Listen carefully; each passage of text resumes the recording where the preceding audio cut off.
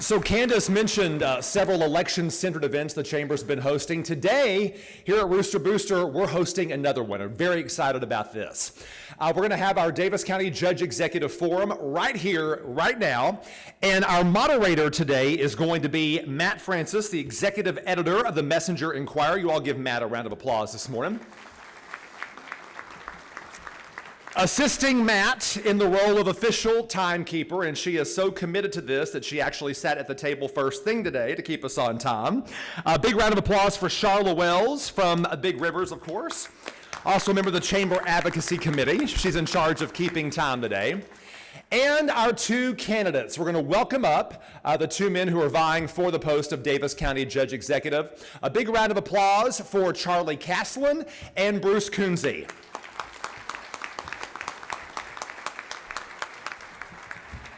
And Matt, we're going to turn it over to you, buddy. All right, I'm going to go over the format real quickly here. We have about 20 minutes to go through questions, so I'll try to be as brief as possible.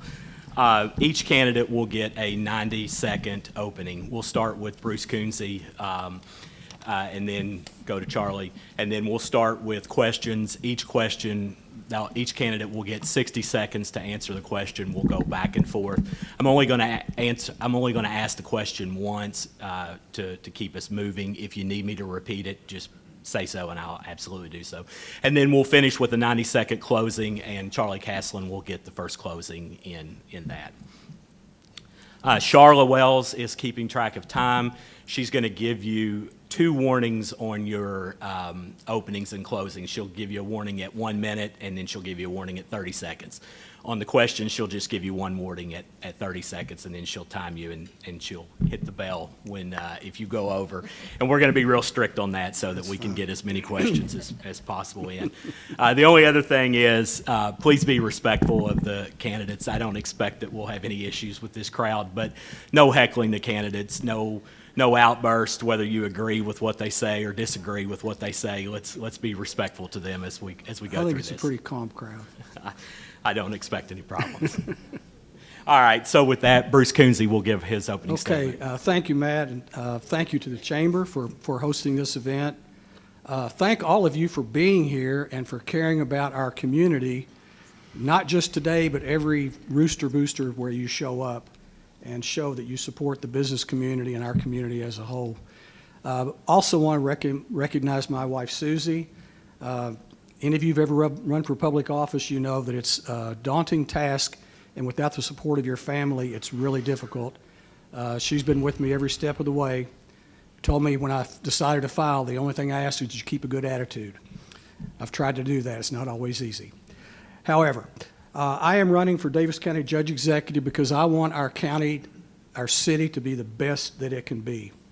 I want to see us moving forward. I was on Daviess County Fiscal Court for 12 years.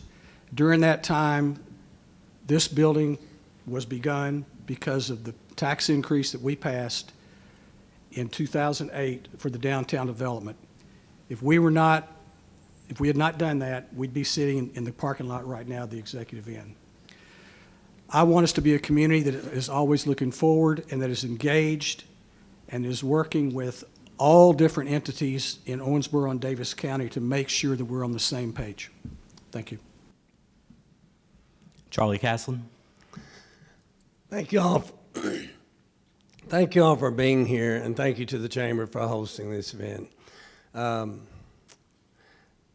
in my 12th year as a county commissioner. I'm serving on actually Bruce's previous seat. I took it over when he ran for county judge 12 years ago. And I've been very pleased with the accomplishments that we've had.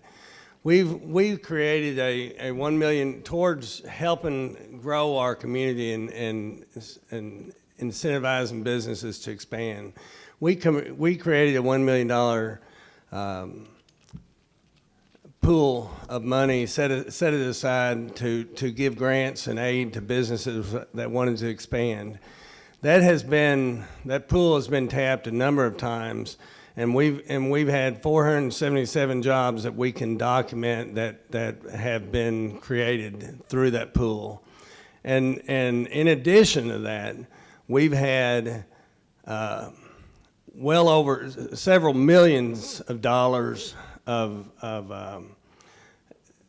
capital improvements to buildings that was spurred by that same contribution. And the payroll tied directly to those jobs has increased over $16 million. So I'll start with that, and then we'll hear the questions that we are presenting. Thank you. Okay, Charlie, we'll start the first question with you, and that is, what do you see as the most important role of county government as a whole and the judge executive specifically? Our role as county government, some people see government as the first place where you go to get help. It should be a safety net. It should be the place where if you have to have assistance, you come to us. Case in point, so many people, especially during my primary, a lot of people blasted planning and zoning. My opponent says that he wants to have a commissioner be a liaison commissioner to planning and zoning. I want to be that point person because I want citizens that think they have a problem or know they have a problem with planning and zoning to come to me and let me assist them in whatever needs and whatever stumbling blocks that they have. I want our community to thrive. I want our businesses that are here to grow and to continue to grow. And I want businesses that are thinking about opening sites to look at Daviess County first so that they'll pick us and we'll grow our community. So Bruce? repeat the question, was the role of the Yes. judge executive. What do you see as the most important role of county government as a whole and specifically the judge executive? Well, I think obviously county government was established to provide the services that the community needs, whether that's roads and bridges or landfill or fire departments or funding sheriff's department. Those are essential services that we have to have. But the larger issue, I think, in terms of the judge executive is the judge executive sets the tone for the fiscal court. The commissioners are important, and I intend to work closely with the commissioners, collaboratively with them. But the judge executive sets the tone. If the judge executive is upbeat and excited about what's going on in the community, I hope that that sense will flow out into the rest of the community and that we can kind of get a sense of we're going somewhere. We're making some things happen. And that's what I don't think we have right now. I think we've kind of reached a plateau. There are good things that are happening, but I think we can do much better. And I hope that the fiscal court can take a leadership role in doing that. Okay, Bruce, you'll take this question first. In many ways, the judge executive serves as the CEO of county government. True. So can you talk a little bit about what experience you have in managing direct report employees and specifically give us some insight into your leadership style? Okay. I was employed by the Daviess County Public School System for 28 years as a teacher and a counselor. I was not in management roles so much, but I observed management a lot, and I know how large organizations work. I was a counselor. We had an employee that worked with us that we were in charge of, so I've managed employee in that sense. My experience in fiscal court gave me a lot of understanding of employee issues and how employees want to be treated and the benefits that they deserve, and I think that I have the ability to do that. I've also served in the community dental clinic for the last 5 years. We've been through a really difficult transition, and I'm on the operations committee, and we have had to basically manage that facility and those employees during that time. So I think I've had a broad range of experiences that will give me the knowledge that I need. Charlie?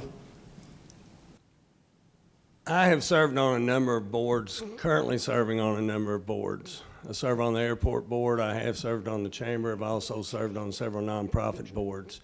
And all of those are leadership roles. And primarily you're overseeing just the management team when you're in that role.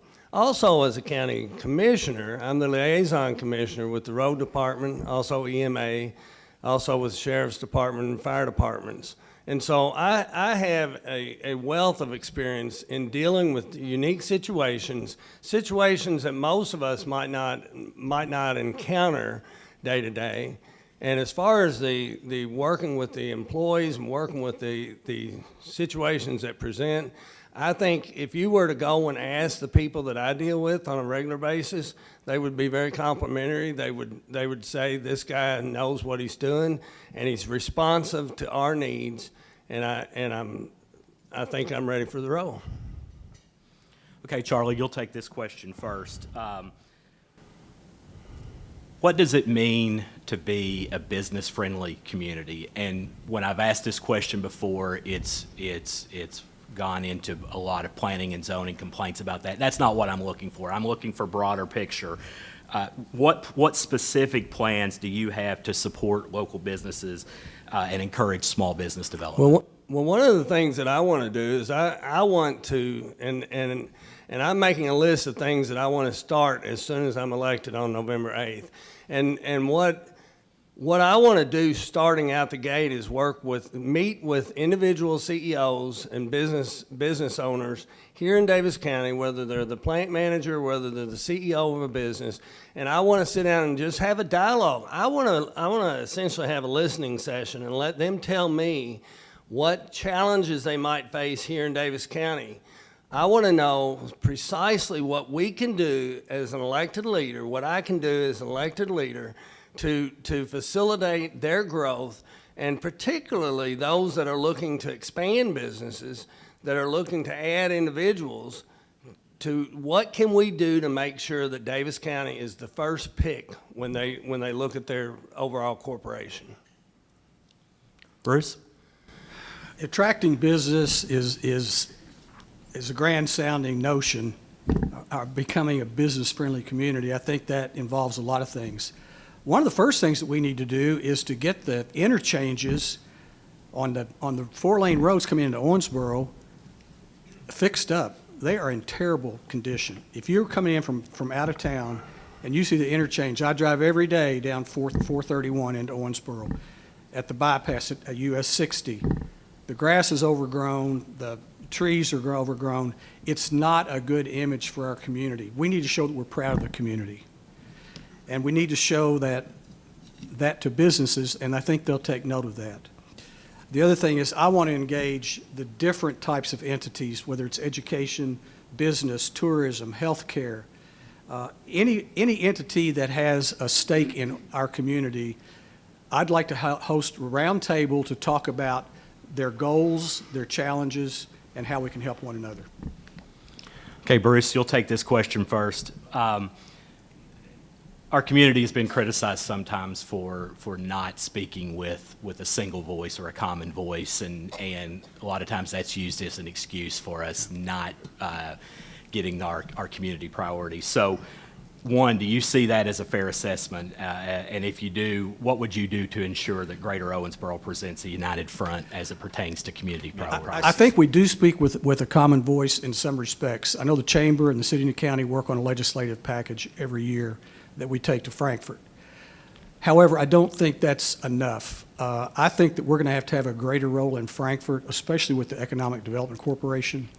I was talking with someone the other day about the Riverport. They got a business that the EDC or the cabinet sent to them. Got halfway through the conversation and found out that they didn't want river frontage. They didn't need to use the river. The EDC, the Cabinet for Economic Development, has got to know what we have available and what our strengths are, and then what we need that we don't have. And they need to be sending the right businesses to us that we actually have a chance to bring into our community. So I think that's really important. So rather than just meeting with legislators, we need to be meeting with the Economic Development Cabinet to make sure that they know what we have to offer and what we can do for them. Charlie? Matt, I think it's folks, I was a city commissioner for 10 years. I'm a county commissioner now in my 12th year. And I've heard this criticism for many years.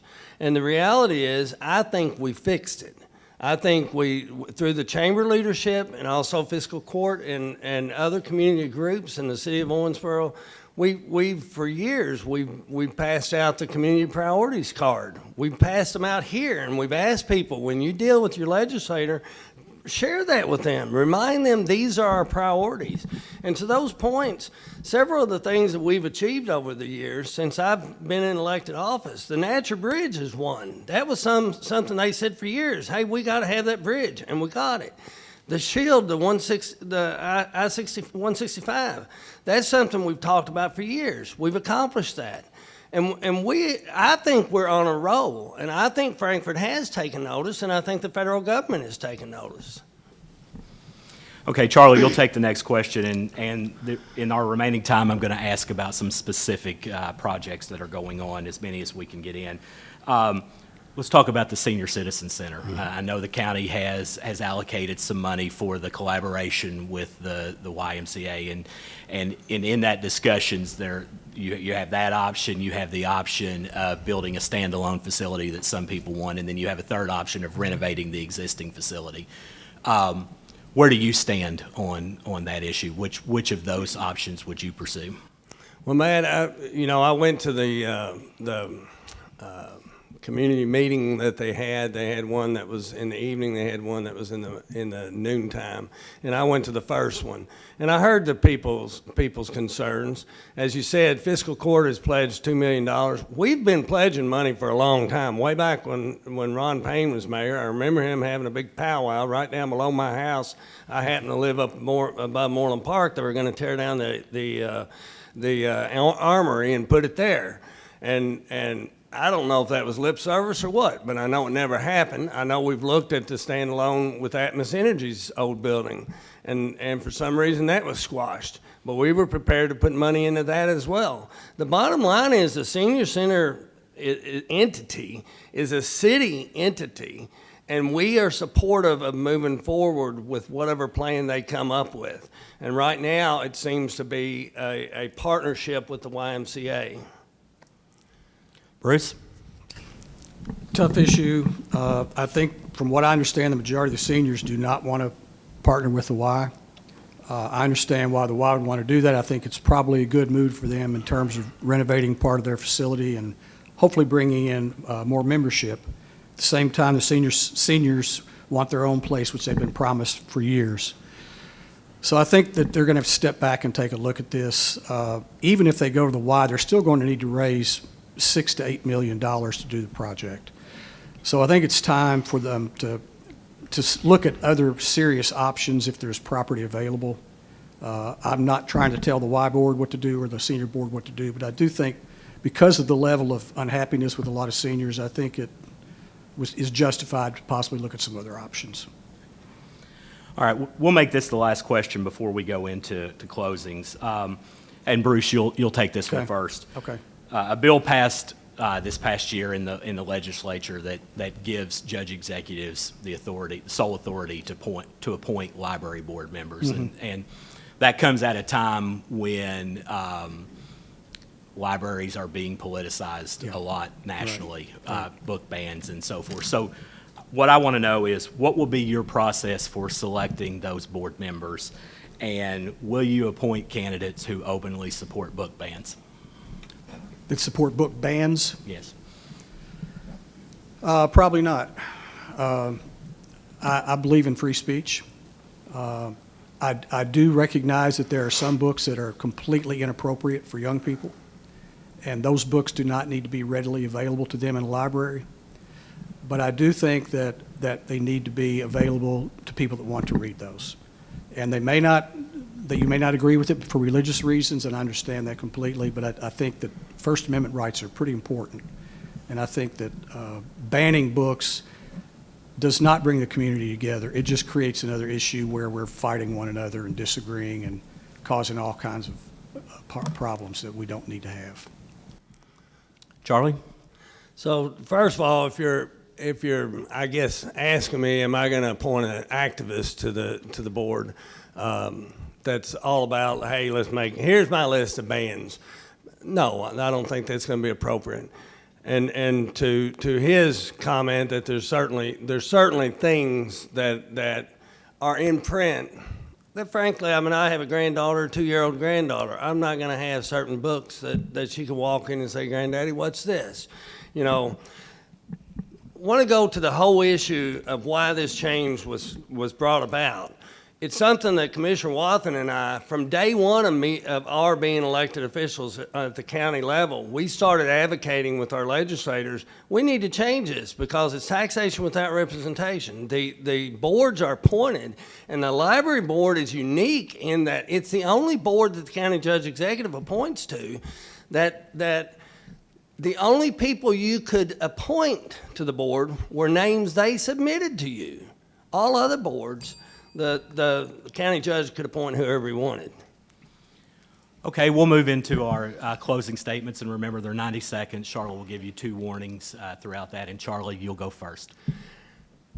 And Charlotte, when they introduced you, my first thought was, of all the people in this room, you're probably the least one I want to see, you know, only because of that button you just hit. Thanks. I hear that. Sometimes we all have difficult jobs.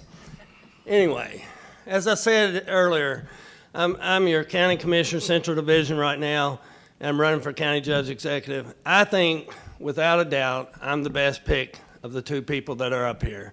I mean, no disrespect to Bruce. Bruce is a good man. I yield that. I give that.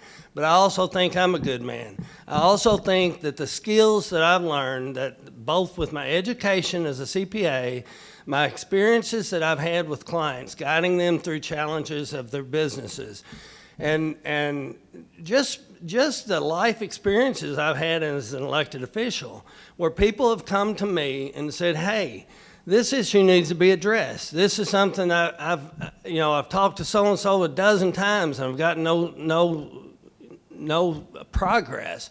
And so those are times where I think that as an elected official, that I'm able to work with people. I've shown that I'm able to work with people and help find solutions for them.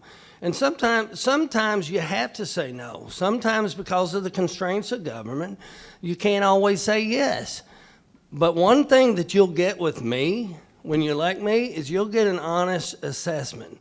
And if I can't help you, I'm going to say that's not a role that I can help you with. I've had people call me saying, hey, I need my neighbor to do this or that. And I'm like, that's a civil issue. It's not a government issue. I ask for your vote November 8th.